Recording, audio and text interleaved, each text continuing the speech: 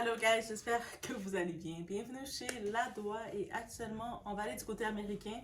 On va s'intéresser à une rappeuse, pas n'importe laquelle, à Young Miami. Young Miami, on a pu la voir rapidement dans les start-ins, dans les petits blogs.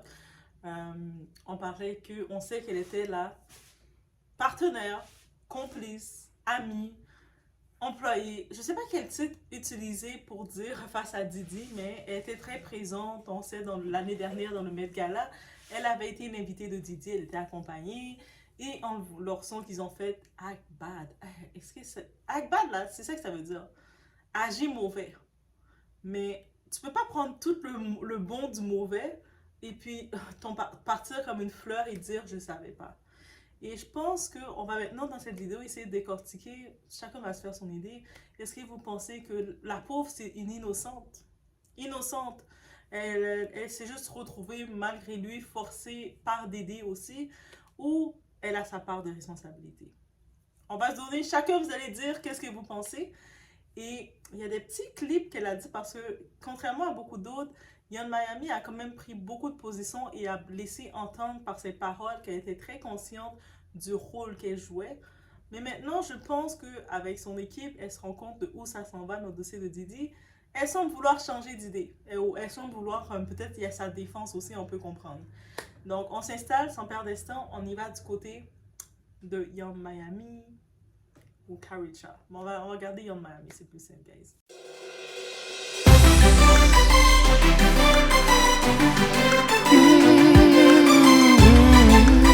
I'm really a whore. Like I'm a, like with a W. Like I'm a whore. But define that, though. La culture du 304. La haute culture. Avec son groupe City Girls, c'est devenu, elle a modernisé le terme, elle a popularisé le terme et le rend de façon, c'est la façon d'être. Et on sait que ce soit dans ses paroles, dans son message, elle et sa partenaire JT dans le temps dans les City Girls, ils ont lancé leur popularité de 2018, 2019, 2020, cette période-ci. Et c'était vraiment popularisé avec que la femme City Girl, c'est une femme de la rue, une City Girls. Qu'est-ce qu'une City Girls fait? Les relations, c'est du transactionnel. Un gars est intéressé par toi, money, cherche, agrippe tout l'argent des gars, fais ce que tu as à faire. Si tu dois twerk, faire ce que tu dois faire, tu dois le faire. Bref, t'es une femme de la rue. Tu fais ce que tu dois faire pour survivre et pour survivre au-delà de tes attentes. Tu dois t'attendre que c'est un gars qui doit le payer pour toi et tu dois aller vers ça. On le sait, c'est pas moi qui le dis. Elle a popularisé ce terme-là. J'ai mis un petit bout d'une entrevue avec qu'elle faisait où ce qu'elle disait qu'elle était une whore. Donc, elle était une vendeuse de piment. Techniquement, en gros, c'est ça qu'elle le clamait, là. Et puis même au moment, des fois, de le clamer tellement que... Et t'es plus choqué que c'est elle qui le dit. Parce qu'elle a tellement dit des choses qu'on n'est pas choqué de son personnage qui représente sa réalité. Et c'est ça qu'il faut comprendre, qu'elle soit riche ou pas, elle a toujours représenté cette réalité. Au début, elle avait concernant la communauté colorée, les gens, le drapeau, toutes les couleurs, elle avait des commentaires très, très complexes, très bizarres qui la causaient des problèmes parce que c'est quelqu'un qui ne se cache pas sur ses mots. Donc, elle avait eu des commentaires pour dire, parce qu'elle a des enfants. Elle a un fils, son fils est né, puis elle a une petite fille. Et elle disait, c'est jamais la pire chose que son fils puisse faire, c'est de venir lui dire qu'il est coloré et elle serait capable de le renier pour ça. Bref, ça avait choqué la toile un peu, comme, oh, on dit pas ça? Mais bref, elle a essayé de se rattraper comme elle pouvait, et puis là, bref, vous savez. Mais c'est même pas de ça qu'on va parler, on va aller maintenant de son implication directe avec Didi. Oui, c'est là, on y va directement. On sait dans la plainte qui est sortie de Didi, de Lil Rod, qui a sorti la plainte de près de 60 et quelques pages, son nom est cité comme étant la Ghislaine Maxwell de Didi. Ghislaine Maxwell, qui est-elle? C'était la complice de Jeffrey Epstein. Donc, quand tu dis que tu qualifies quelqu'un de Ghislaine dans le dossier de Didi, ça veut dire qu'elle est complice, partenaire à tout titre et elle est employée en tant que telle. Donc, elle est au courant de tout ce qui se fait. C'est sûr que maintenant, récemment, je pense que c'est hier, elle a unfollow sur les réseaux Didi. Je sais pas si elle se dit que ses fans, parce qu'il y a quand même ses fans, les groupies, les fanatiques, les autres, ils vont avaler ça, ils vont dire, ah, mais pauvre elle, c'est Didi qui la forçait. Non. Et pourquoi on va y aller dans ça? Il y a certains petits points qui laissent entendre comment elle était au courant et était consciente et elle approuvait ce qui se faisait. Justement, lors qu'il y a eu le raid, il y a eu l'évasion chez Didi, ils sont venus faire dans ses maisons à Los Angeles et Miami. On n'entendait plus parler de Didi pendant un petit bout de temps, vous vous rappelez? Et quelques temps plus tard, elle avait posté une photo sur un balcon où on voit Didi et elle est accrochée à Didi pour laisser entendre. Elle est accrochée à Didi et puis elle a mis le caption on est les Whitney, Bobby et Whitney. Rest in peace Whitney Houston. Est-ce que quand vous voulez faire du trash, quand vous voulez faire des choses méchantes, quand vous voulez faire la garbage, avoir une vie de poubelle, pourquoi vous devez sortir Whitney Houston qui avait des problèmes de dépendance? Pourquoi vous ne devez pas laisser Whitney? Pourquoi on ne peut pas juste penser à Whitney comme étant qu'elle était une chanteuse? Bref, et quelques temps plus tard, sûrement son équipe l'ont dit « T'es folle, toi, qu'est-ce que tu fais? » Elle a tout de suite retiré, peut-être son assistant l'a retiré pour elle, rendu là. Mais bref, elle a retiré, mais tout ce qui est publié sur le net, ça reste. Et c'était sa publication comme étant le raid qui avait été fait chez Didi. Donc, ça laissait entendre, le monde, on se demandait, elle est où? Il est en Miami? Tu sais, ses fans, ses fanatiques qui commençaient à être inquiets pour elle. Et quand ils ont vu ce message-là, ils ont pu comprendre qu'elle est, malgré toutes les accusations qu'on entend qui sortent sur Didi, elle avait déjà laissé sa position, qu'elle était du côté de Didi. Et le monde a commencé à comprendre. Et puis on a vu son nom sortir en effet dans la poursuite, qu'elle faisait de la... Elle portait des produits roses, vous savez, des produits illicites roses pour Didi. Elle était comme un petit peu... comment on appelle ça? Les taupes? Ici, c'est des taupes qu'on appelle ça. Ou bref, les personnes qui portent des produits illicites, qui quand ils vous voyagez, puis ils amènent des produits illicites, roses en particulier. Je ne sais pas c'est quoi, s'ils mettaient du colorant dans ces produits, ou si c'est des produits qui étaient roses tout court. Je ne connais pas ces produits, je ne consomme pas ces produits, mais c'est ça qu'on a pu comprendre. Ok. Là, suite à ça, c'est sûr que malgré tout, avec tout ce qui arrive avec Didi, je pense qu'elle ne s'attendait pas à l'impact qu'il commence à s'écrouler et être réellement blacklistée. Et par effet, elle aussi. Même si elle essayait de faire des petites apparitions, mais ça marchait plus. Elle sentait que son impact n'était plus là, mais elle était OK. Et bien entendu, vous savez, la fameuse vidéo de 2016 qui est sortie, la confrontation affreuse de Didi avec Cassie. Elle ne peut plus maintenant s'afficher directement avec lui. Elle a perdu sa porte de sortie de Didi où elle, c'est quelqu'un qui va rester avec toi, qui va te sucer, profiter avec toi tant que tu peux, tu l'apportes un minimum de quelque chose. Là, il s'est rendu compte que Didi est à sa fin. Et elle a décidé de montrer publiquement et le unfollow. Encore une fois, c'est encore un mauvais move pour elle. De début à la fin, elle fait juste des mauvais moves. Je suis sûre, ses assistants, les personnes de son équipe, ils se frappent la tête dans le mur à chaque instant. Ils se disent, mais donne-nous tes réseaux, on te gère. Parce que elle fait des mauvais moves de début. Déjà, quand le raid était exposé être tranquille depuis le début, non. Bref, mais c'est elle.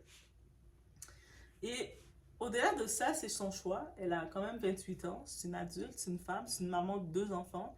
Elle a quand même décidé d'intégrer Didi dans le tout. J'imagine qu'avec son nom qui ressort dans la plainte, elle se rend compte que c'est sérieux. On l'accuse même, on la compare même à Ghislaine Maxwell, qui est la complice qui actuellement est en prison. Donc, ça veut dire qu'elle comprend que son implication, ça peut être sérieux. C'est pas juste act bad et puis jouer à la bad girl. Non, c'est pas ça. Le rôle de bad girl, ça a l'air drôle, ça a l'air excitant, mais la vraie vie, être bad, en français, c'est être mauvais. Donc, il n'y a rien d'excitant. Donc là, elle essaie de s'en sortir. Et j'imagine qu'elle va aussi jouer les cartes de verser les larmes, de dire qu'elle n'était pas au courant, mais il y a des faits qui viennent contre elle, qui laissent entendre qu'elle était complètement au courant et complètement d'accord de ce qu'elle allait faire. Et c'est quoi ces actes-là? Pour commencer, sur les réseaux, il y a un moment qu'elle est en train de en altercation avec l'ex de Didi, qui s'appelle Gina Home. Il y a une vidéo qui s'en vient un peu pour parler de cette femme-là, parce que je trouve qu'elle aussi, elle mérite sa place réellement. Et je pense qu'elle a subi beaucoup, elle a été très minimisée pour ce qu'elle a subi. Et elle a eu aucune compensation. Mais il y a une autre vidéo qui s'en vient juste sur Gina.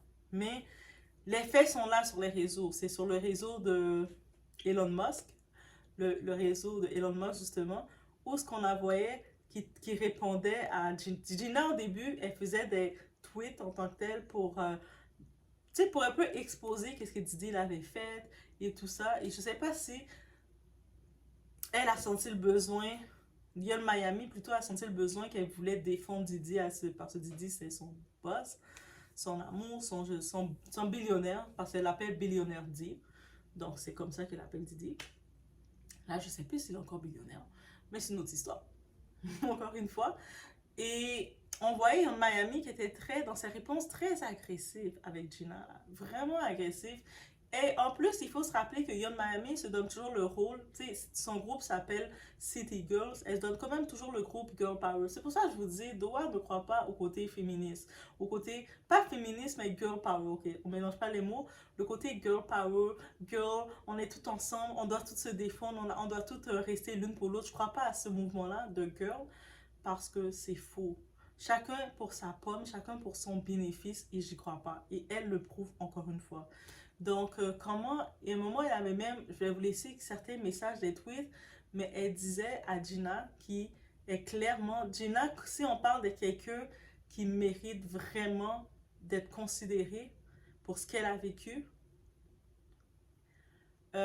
qui raconte son témoignage, c'est choquant.